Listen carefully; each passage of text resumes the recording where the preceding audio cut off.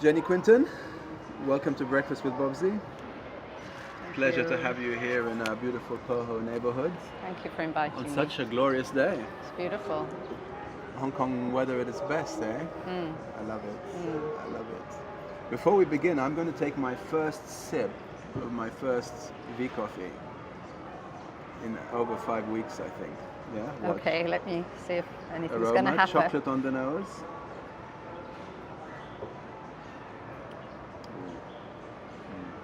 Yum. So, plant-based coffee,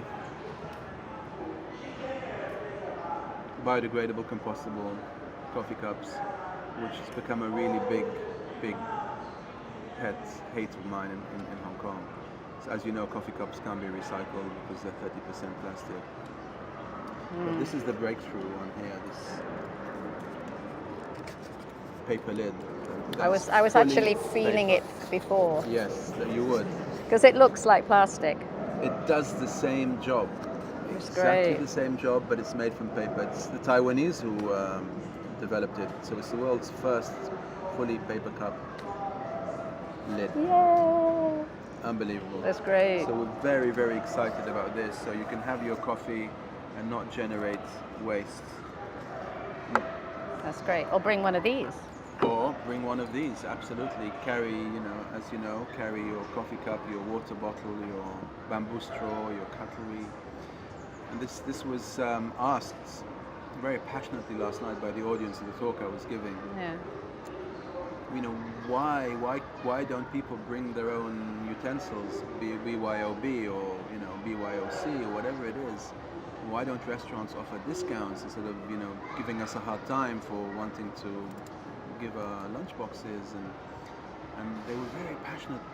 The audience last night was amazing. I was very impressed. It's so simple. I've got chopsticks, water bottle, reusable water bottle. Lunchbox. Little lunch Yeah. box full of noodles. So easy, isn't it? Yeah. So it's actually We just need to be aware. No-brainer. We just need to have the awareness. And, I was saying last night, once you know fire burns, you stop sticking your fingers in fire, right? Why do we keep using plastic? Why? We know the damage it's doing, right? It's crazy. Yeah. But there's such a big movement There is. happening Of against which plastic. you're part. So, Jenny, I want to first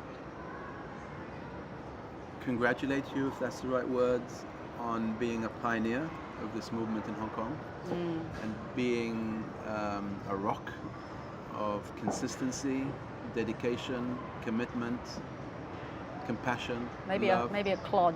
A rock of this movement in Hong Kong. You're clearly one of the pioneers. You've been at it for so long, and so tell me what inspires you and why do you do what you do? Because I guess there is so much to do, and you can go all over the world and see there's so much to do all over the world. Yeah. But in Hong Kong, we're this far away from one another, really. And I really wanted to work on the ferry this morning, but you spend your time talking to all the people and they're telling you what they're doing. So my friend is got a brick making machine and making mud bricks. Oh, wonderful. And On Lantau. yeah, so so it's like, oh, I want a mud brick making machine, and then the next conversation you have about somebody's garden, or the next one about the buffalo, So Of it's course, community. it's continuous community Yes. here, and this is why. We could go 24/7, couldn't we, course. with everybody and all their projects. And Many lifetimes. many lifetimes, and probably will. You probably will. So, and the children, Yes. and the fact, I don't know, we're nearly 2018. We were going to be doing a lot more in my head by 2018. So there's a great wheel that we're on, that it's turning faster and bigger. It is. And it's the millennials, right? It's the younger generation that's doing it for me. I'm seeing change with them, deep grounded, compassionate change from a core belief that this is our planet and we are inheriting a big, big mess and we don't want to be part of the problem. We want to be part of the solution. And they're getting younger and younger. Our customers in Mana are getting younger and younger. Yeah. Therein lies the hope. we have a play group now. Aha, Ark So Eden. yeah, we just Of course, I want to ask you about Ark Eden. Yeah. But first, let me just ask, why Hong Kong? When did you come to Hong Kong? What year was it? Do you remember? Yes, no, I absolutely. It was because it was so pivotal. It was 1989, so it was Tiananmen. Ah, And I was backpacking around. Actually, I had my residency in Australia. right. So I was just doing one more little trip and then I was going to go back and settle down, I don't know, be normal. But I wanted to go to Tibet. But Tibet was closed because of Tiananmen. So Yes. the plan was, let's just stop in Hong Kong for a few weeks, a few months, teach some English, do something, and then go to Tibet and then go back to Australia. So then I arrived here and went to visit Lantau Island. It was the third week. Went to Lamma first, then Chung Chau second weekend, and then the third weekend went to Lantau. And it was the beginning of September, I think. It was really hot, but we decided to climb Sunset Peak. And then we got to the sort of countryside area there. And then there were these 3 little puppies in a plastic bag in the bin. So it was like, oh my goodness, we do need to find a place quickly because we've now got puppies. So to cut a long story short, by Monday we had an apartment and we were living on Lantau Island. And then I think Lantau just got me. It was that quick, was it? It was that quick. 3 little puppies in a plastic bag changed your destiny, Yeah. changed the course of your life. Yes, that's right. Amazing. Was it easy to find an apartment back then? As in, you must have had the cash to put down the deposit. Yeah. Well, when we were walking, we met someone who I still know, who said if you walk down to the gallery, you'll find people in that bar and someone there will probably know. And we did. We walked down there. We actually gave one of the puppies away there. And then, yeah, Amazing. we had an apartment. And we had a little apartment, but what really kept me in Lantau was 3 months later, I found my house that I've been in 28 years. Same house you're in now? Same house. Ooh, you found that in 1989. 1990. 1989. So the anniversary of moving in is this week. So we always have a big party. We're having a big party on Saturday. 28 years in the valley. 28 years. Beautiful. Wow. So And that's what I admire about you, Jenny, is the consistency. You found your valley. You've dedicated your life to the valley. Right? You've cleaned up the valley. You've inspired change. You've planted trees, etc., etc. And it's called Ark Eden, and it's one of the most beautiful spots we have in Hong Kong. And I admire that about you. It's your consistency, your dedication, no matter what. You know, $0 in the bank account, we don't care, we plow ahead. Whatever challenges come your way, you plow ahead. And that's most admirable. The girl of the valley. but it is, I think, you know, if you carry on regardless, that's just quite a good. Yeah. It's in a time of difficulty where we need to rise and shine, right? It's when we have no money that we need to be most generous. It's when, you know, we're completely deflated and, you know, disheartened and frustrated. That's when we need to stand up and shine. I think it's when you're on the edge. It's like permaculture. When you're on the edge, it's your creative. It's the edge of chaos, Yes, isn't it? And yeah. it's like when you've suddenly Change. got to, oh my Change. goodness, I've got to think of something. Change. And then, Amazing. yeah, I think, but I don't want to be on the edge of chaos forever. No, you don't. And there comes a point as you get older and mature, and then the younger generation comes through, and we don't want to be on the edge of chaos all the time, because there are other people who can be on the edge of chaos, and we can just be there to guide and give wisdom, and I think that's another phase in our life that will be coming next. But for now, we remain at the edge of chaos, and I'm with you. In Mana, every day we have fires to put out. It looks nice and tranquil here, but behind the scenes, fires constantly, every day is something. Sick leave, staff didn't show up to work, staff resigned. It's mostly around staffing. Fridge broke down overnight, so everything's gone, had to be thrown away. Try and fix that fridge when you're about to open your restaurant in 10 minutes, and you realize that your oven's not working, or Yeah, and round this and is round life. and round every day, especially in F&B, because you're constantly producing food fresh 7 days a week. The clogs don't stop. We don't have a day off where we can go, okay, right, great, what shall we do now? That's not a privilege we have. No wonder you enjoy fasting. It's like, Abstaining from food. yeah, I know. But it cleans the palate. Yeah, time and, out. Sharpens the senses. So I designed the menus in Mana, and they're designed in my head and on paper. So during this fast, I designed 2 menus for 2018, where Mana is going to be expanding its offering. We're going to shift to other offerings. So almost like opening another restaurant, but operating from the same kitchen. And I did that when I'm fasting, because it's brilliant. When you're fasting, you can taste food, you can smell it, you can And you're sense hungry. it. You're not hungry, you're craving food. There's no hunger when you're fasting, Yeah, okay. but there's that longing, there's that craving. So you can almost taste that if you mixed avocado with pink Himalayan salt on rye bread, what it would taste like. So I always tell chefs, if you want to be a great chef, you must fast. Fast. Don't even taste your food. Nothing.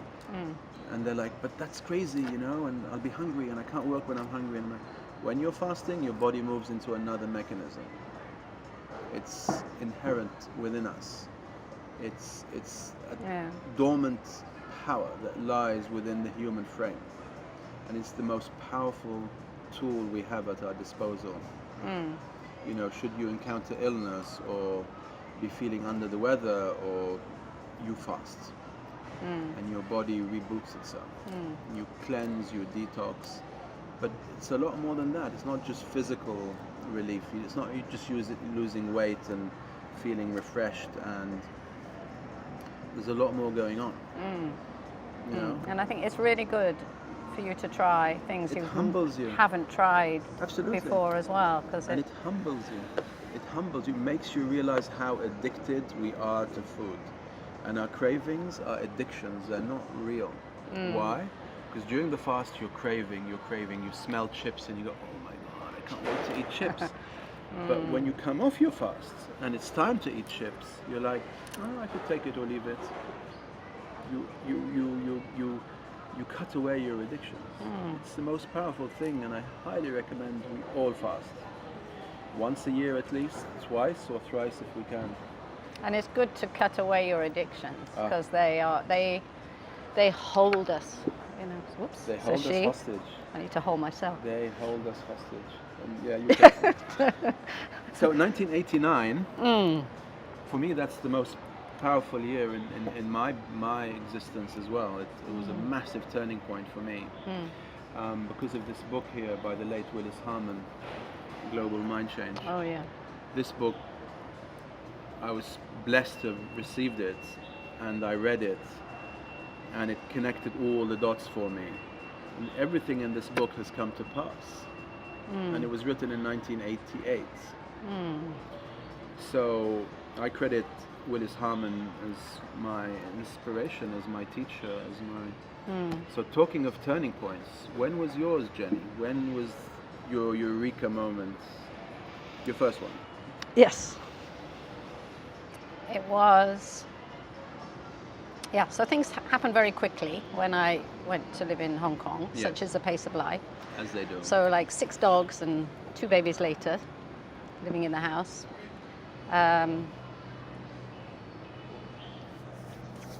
It was a Chung Yung morning, so it was in October, and I went out onto my veranda and I could see smoke. It was everywhere.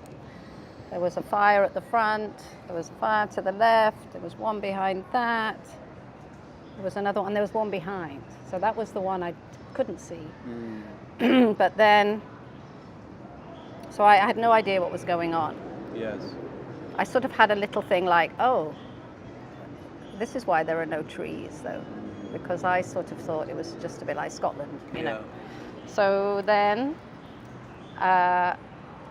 the one at the back was coming down. Towards you. Yeah, and it was coming, I could see it right on top of the hill. So this, I was on my own, so with 2 babies. So I Kids put were- a baby on the front and a baby on the back, and had flip-flops on, which was a bad idea. I had to come down and change my shoes. But I went up the hill with some brooms, and there was the grass was very short because there was always fires. Yeah. But I hadn't been there when a fire had been there. So I put the babies. I had an umbrella too. I got that. I put the babies on rocks. So Adele was holding Angus with the umbrella, very amused, while their mother set about Beating the fire. beating the fire with I think I bought a broom and a mop or something ridiculous like that. And then of course my feet were melting a little bit because it was really... So anyway, and I had this giant mobile phone. So in those days, you know, they were like a brick. So then Those, and I was calling, 999 and anyway, in the end, the helicopter came with the big, my daughter always thinks she remembers this giant bucket opening on top of her head while raining down.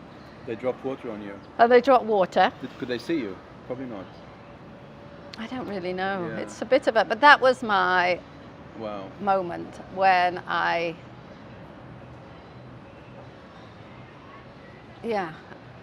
wanted to bring back the forest, and I wanted to. Well, I joined every green group. I joined Green Lantau Association and Lantau Buffalo Movement, and all the things in Lantau. Right, I joined the working group of the ECC at one stage, and then just tried to work on all sorts of problems. But that was back, when my you put your life in danger, and and I've done that. It's probably very I've done that several times. Never wear. But what can you do in the heat of the moment? No pun intended. One does what one has to do, and you survived, and it was a turning point for you. Okay. That was I was still 89, or was it 1999? That was probably about 90. Oh, it would have been October, yeah, right? it was when the kids were little. Right. In 90, maybe 90, 91, 91. Yeah, I came in 92, November 1992, November 5th. So I celebrate Bonfire Night with a bonfire every year, and I've done, just clocked 25 years in Hong Kong. So I just had my 24th consecutive bonfire without fail every year on November the 5th.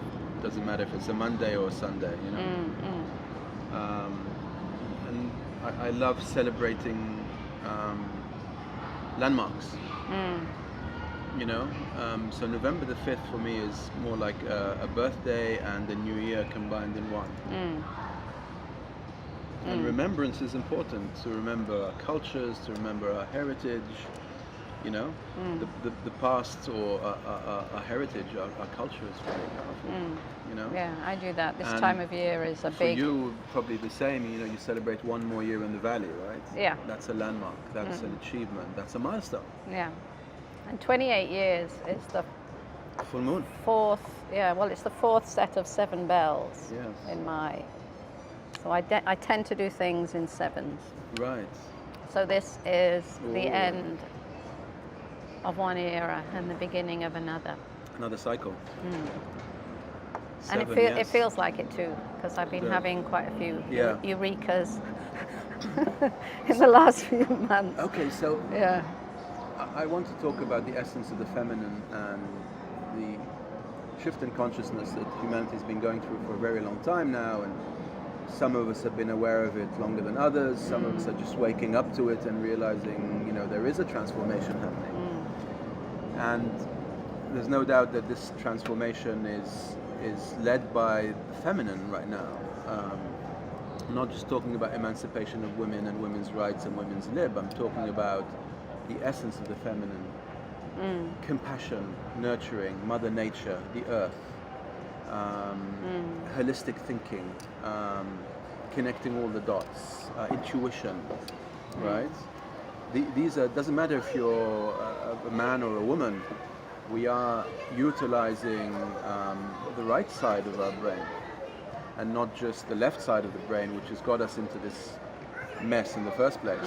So what's your feeling about what I just shared, and how you see the feminine and the essence of the feminine, not just in Hong Kong but globally, and how does it impact what you do through Ark Eden and everything else you do? What can you share about well, that? I've just been in India at Mother India. the International Permaculture Conference and Convergence, hanging out with Vandana Shiva, Brrr. who is Wow. Yes. amazing. Wow. And it was quite nice because I ran a camp just before I went away with some secondary school students, and we talked quite a lot about Vandana Shiva and thinking about the role of women. And this conference in India was very much, well, say physically, about women really taking part. The women farmers are playing a very large part, you know, particularly because of what's happened in India to the farmers and all the suicides because of the big industrial companies and the whole thing about patenting the seed. So, I mean, that's what Vandana Shiva is standing for, you know, the sovereignty of the seed, Yes.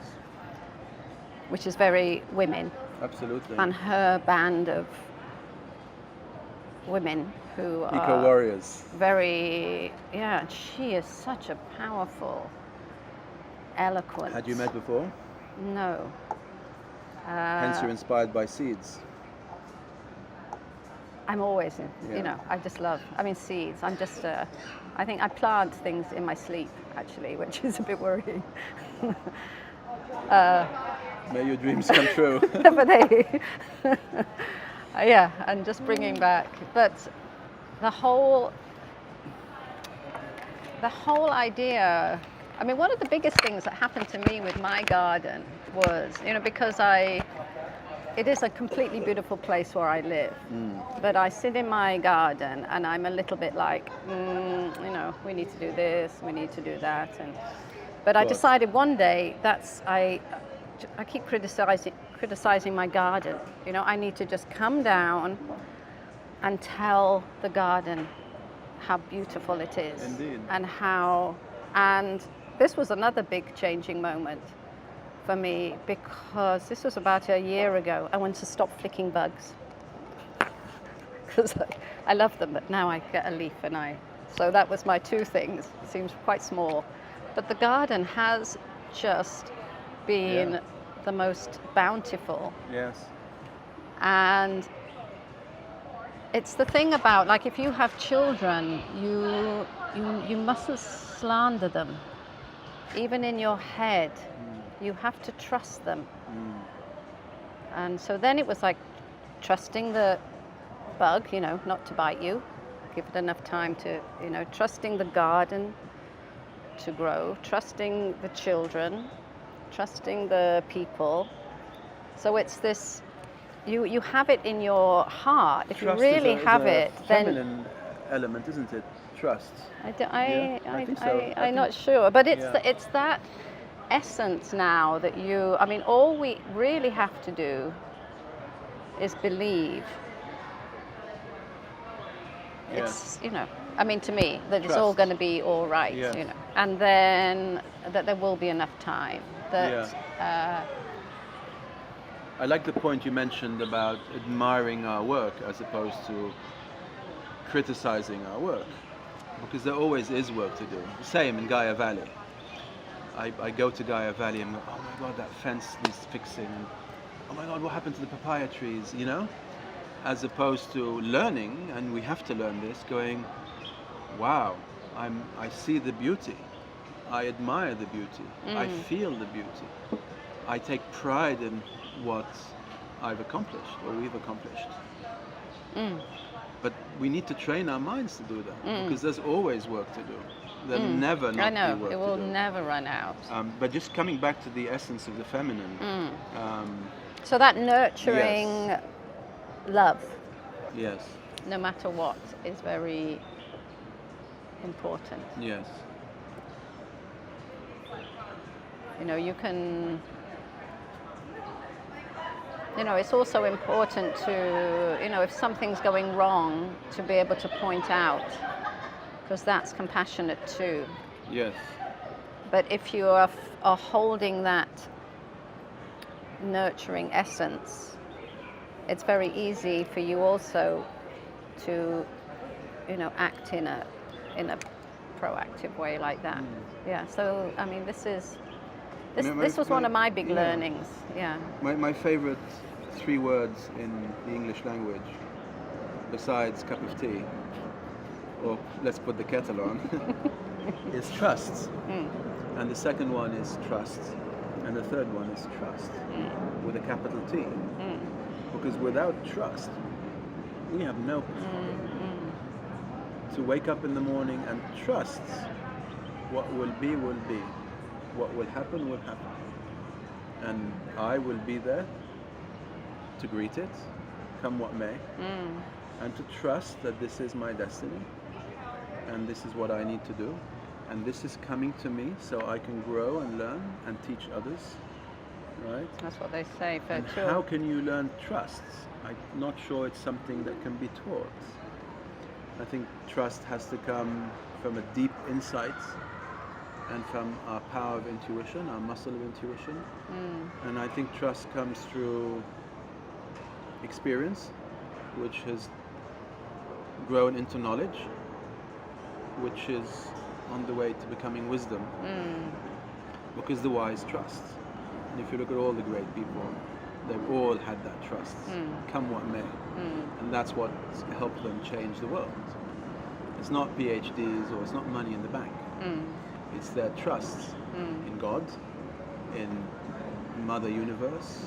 In their sense of belonging. In the essence of consciousness. But something that popped into my mind, and this is one of my favorite quotes here. Would you like to read it? Perhaps the only limits to the human mind are those we believe in. If we believe we are God, we are God. If we believe we can create heaven on earth, we create heaven on earth. And I think it's whatever, this is what I say to my students, is whatever empowers you, then believe in it. If something is making you feel stronger and more, because there's a lot of anxiety, right, with a lot of these young people. And whatever really is holding them, then Jenny, tell me a them little bit keep that. about your work with the English School Foundations and the role you played there, and perhaps a little bit about Ark Eden, just overall. Yeah. And anything else you're passionately involved with, Yeah. Let's start with Ark Eden because that's where it started, right? Or No, did it? actually, no. It started with, well, Ark Eden. Ark Eden began in the house that I'm in. Right. But so I had different phases. The first, I started a kindergarten. I ran a kindergarten for a while in Lantau, and then my children were bigger, so then I joined international school, and then the English School Foundation. And then really there wasn't As much. a teacher? As a teacher, as primary 4. I have to always be a teacher where the children are a little bit smaller than me. Right. No, just joking, I teach quite big children. And then there wasn't much happening environmentally at all at ESF, English School Foundation. So I created it.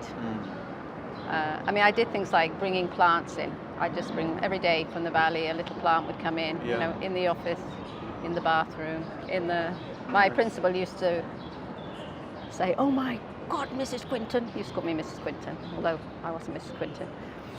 You know, "I can't get through these hanging vines." It was like the rain, because I had to create this. I had to create the rainforest every September in the classroom.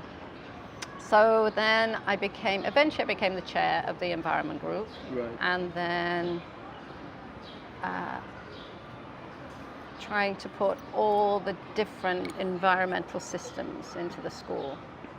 So I'm very proud that 17 years... On your own accord, without an agenda, right? Yeah, no, it's because it was quite funny, because after about 2 years, the principal said, "You know, we should give Jenny a post, because she's done all this work," and I think I'd won a few awards or something. And then, but they did things like give me science, and then I'd have to go to science meetings, and then I would have to give a staff review at the staff meeting, and I used to say, "Look, I really can't do this very well because I can't do science." So. And then I was health, and then I was personal social. So I said one day, "Can I just be the environmental rep?" Yeah. And they said, "Oh, but we don't have one." But now English School Foundation, there is an environmental rep in just about every school. That's what you eventually did, right? So that's what, So, and then we had conferences. So every year.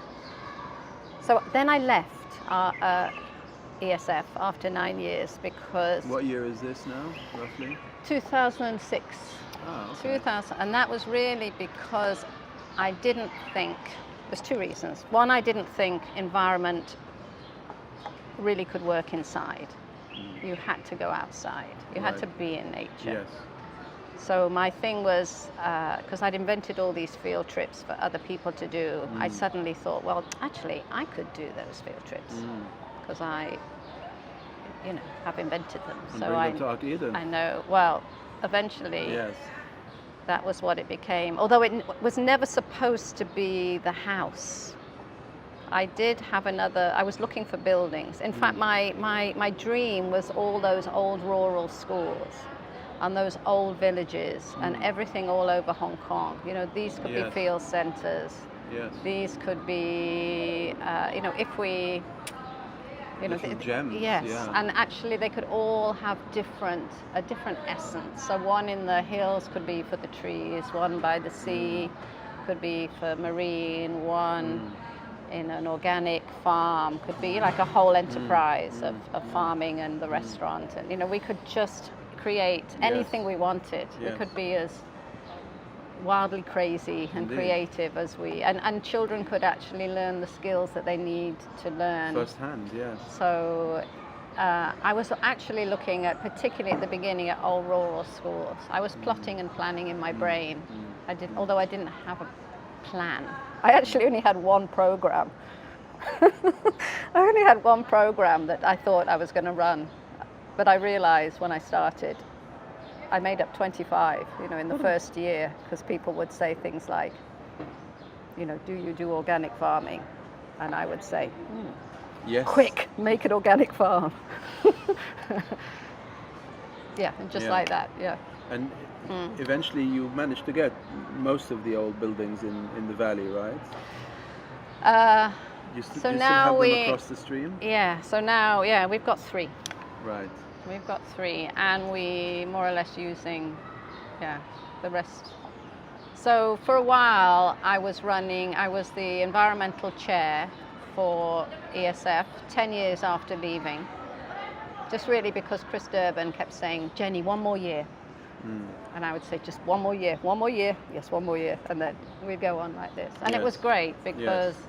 actually it's very hard for someone in-house to do that job because it is very big. Even I would say it's a I massive do. job. It's a multiple massive, jobs. it's a massive job. It's a huge ship, ESF, Yeah. and And it's to actually such a- have a post that is an environmental officer, so to speak, is already a breakthrough, right?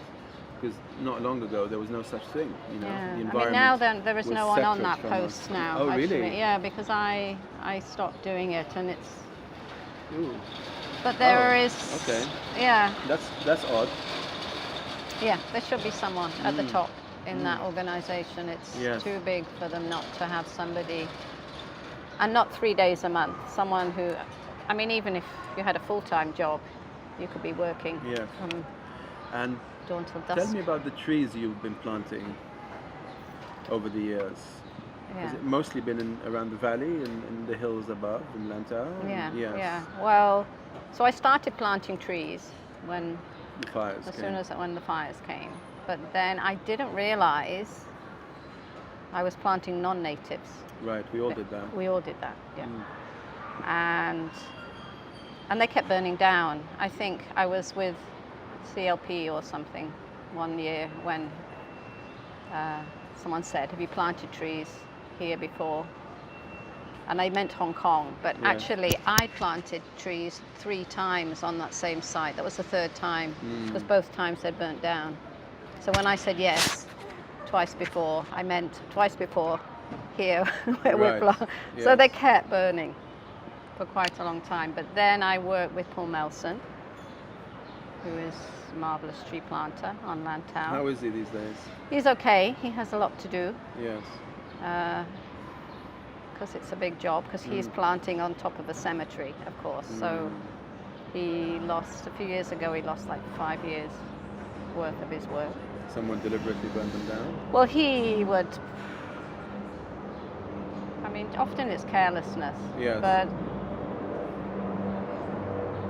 I don't know. I mean, Yes.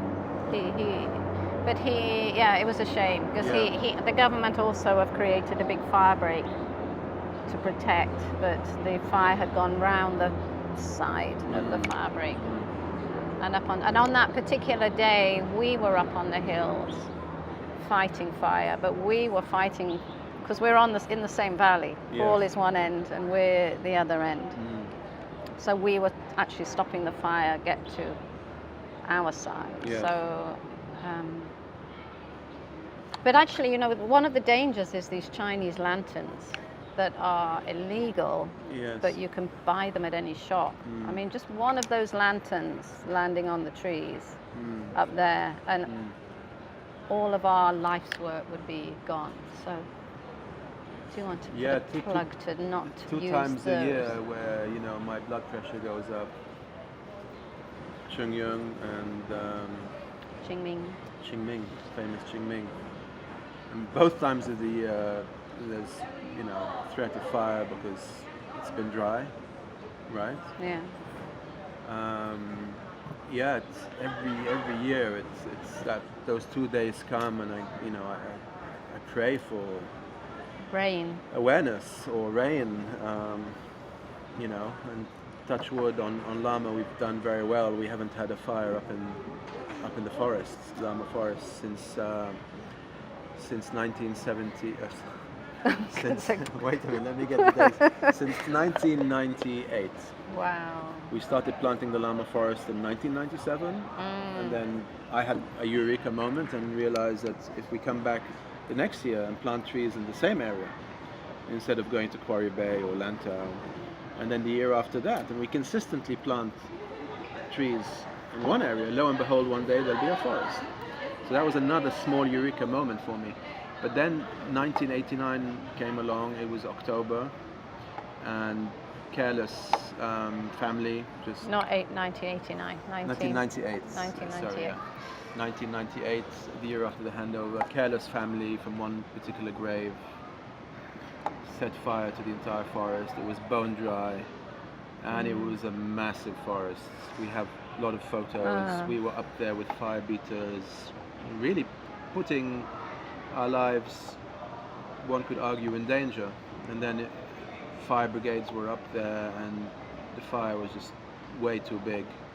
Eventually the helicopters came and put it out, and we lost about 2,000 trees in one fire.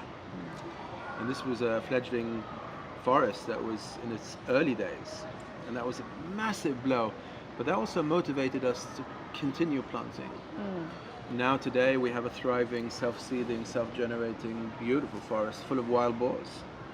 There were no wild boars on Lamma, they were extinct until we planted the forest. Lo and behold, one female must have come and had her babies, and you know, they breed quite quickly, the brothers. I mean, it's amazing. I mean, the forest, so we have 33,000 native trees. Who's counting?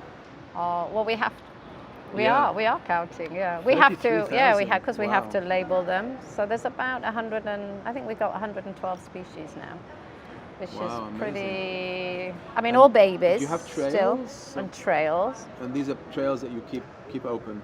Well, other people keep them open now. Right, Because by they walking will, on them. yeah. We have all these, old people who come and walk.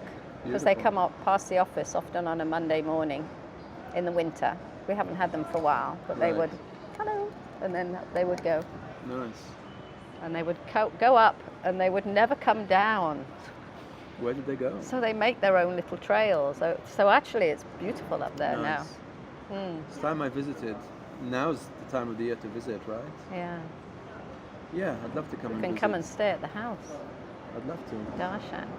So how would you sum up 2017 in one word?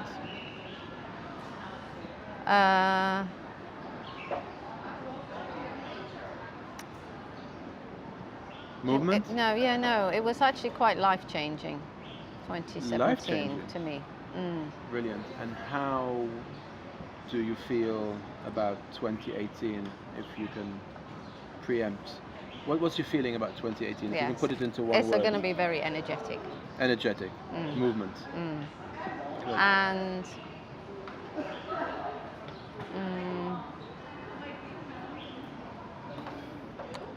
very solutionary. Proactive change. Yeah, proactive change. On that note, Jenny, I am going to thank you for coming and Thank you, having Bobsy. breakfast with me, although we, I think, only drank. Are you hungry?